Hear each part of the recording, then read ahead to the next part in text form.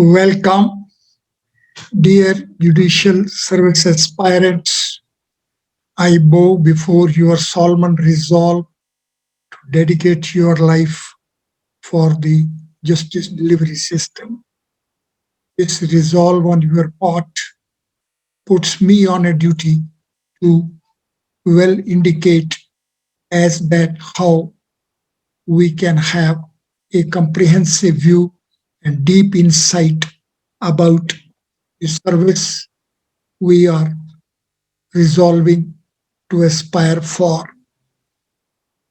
As I have pointed out earlier, Justice S.D. Anand, his judgments and his books be approached like textbooks.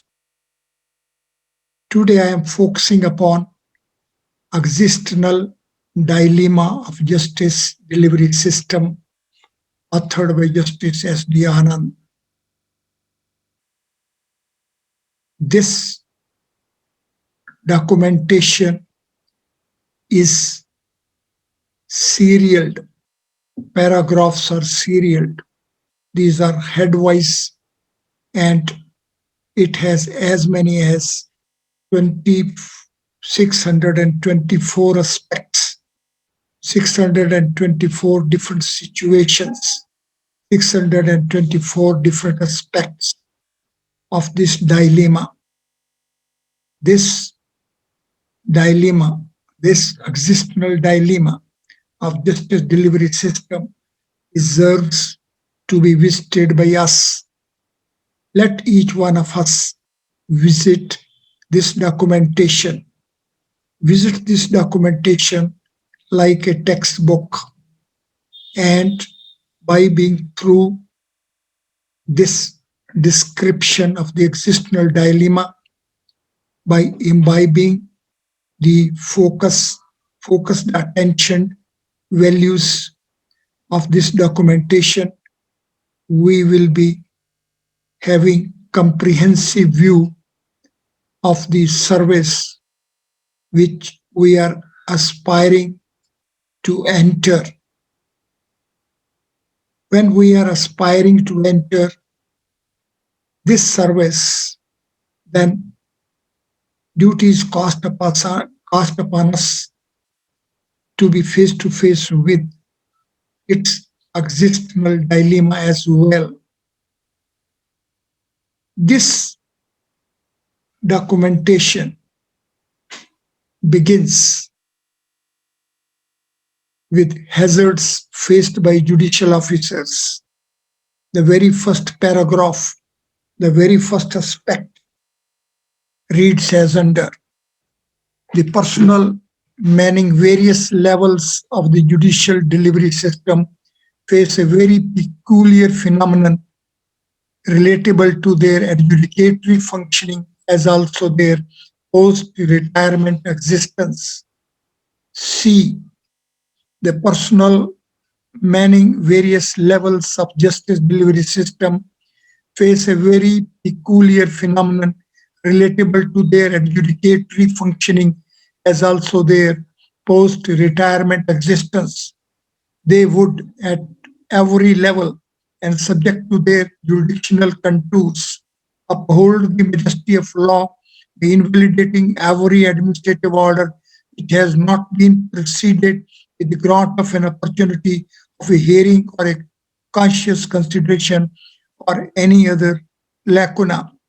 The obvious finding in that eventuality would be that the competent authority, be it on the administrative side or in the exercise of quasi-judicial functioning in whatsoever facet, had violated the principle of natural justice, which is so very functional to service jurisprudence.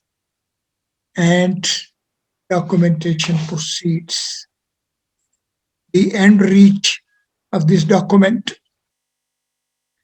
is on the computer screen. I am beginning with para 622 to put The record straight the cost of litigation at all hierarchical levels has to be reduced and made affordable by a common man. The by and large, the study and disposal of the judicial matters has to be exceptionally fastened to ensure that litigant is able to have a concluded judicial deliberation before going to the maker. In the trial facet, the observations made in the proceedings sentence would be honored if adjournments are restricted to the bare minimum.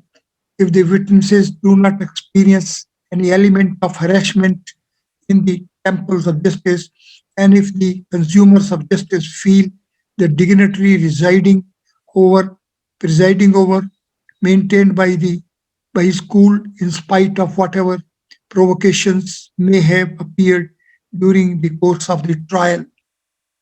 The generation in currency and all other connected with the legal system is very observant. The posterity will be unfolding,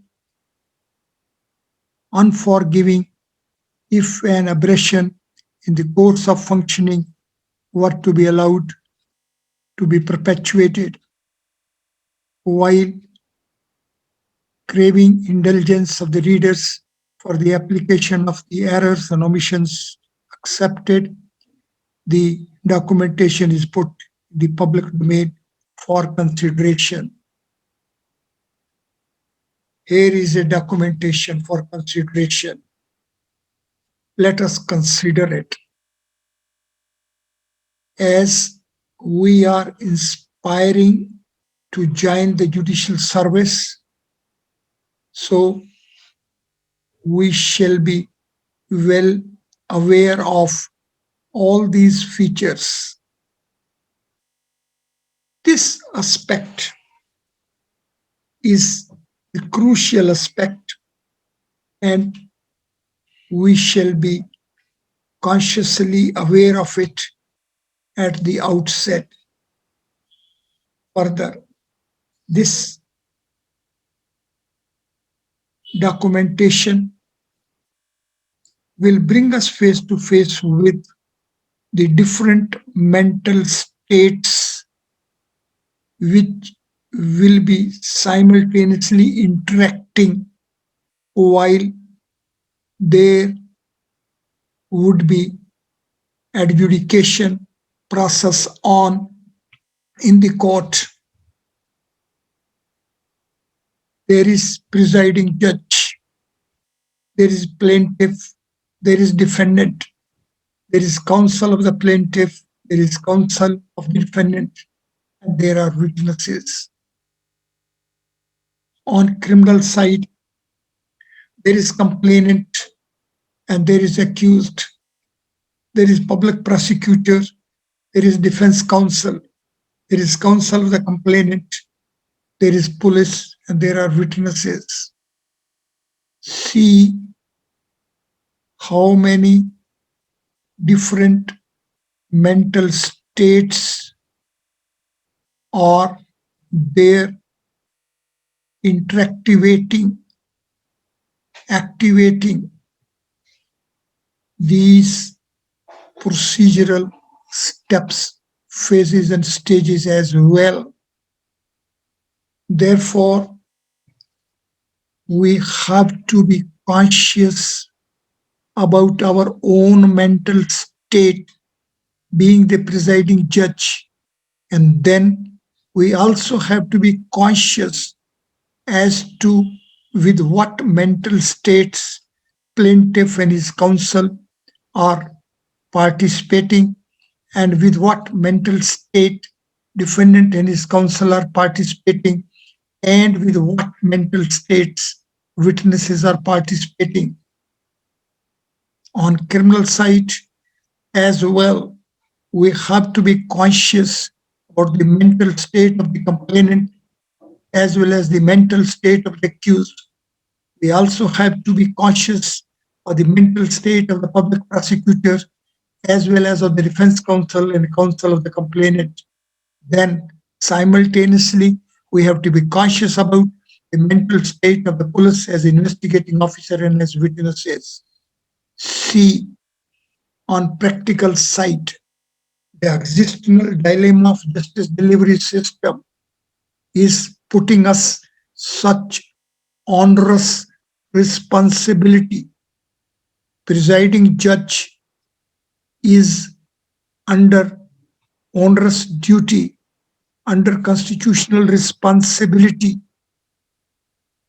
So we have to grow. We have to truthfully grow. We have to enrich our mental state. Our mental state shall be capable of handling different mental states. And then you see, it is not only the judicial side, there is also administrative side attached with the office of a judicial officer. It is not only civil and criminal original suits, but there will be appeals. It is not only going to be the simple administrative managements, there is going to be vigilance as well. And this vigilance will bring in administrative machinery, police, jails, inquiries, lok adalats, and all that. Therefore, dear judicial service aspirants, grow yourself honestly, truthfully, consciously. And one of the steps in this direction will be that we shall be through the experiences of others. And here, as I pointed out, each one of us have to update one's dictionary. Each one of us have to have one's own referencer.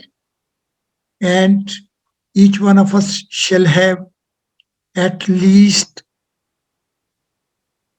complete spectra of values of one judge. And here, as I'm pointing, as I'm stressing, as I'm focusing, that we can have about 4,000 judicial orders and judgments of Justice S.P. Anand, as well as we have his full expression in the form of his 3 books. Let us be through it. Let us avail it. Thank you very much.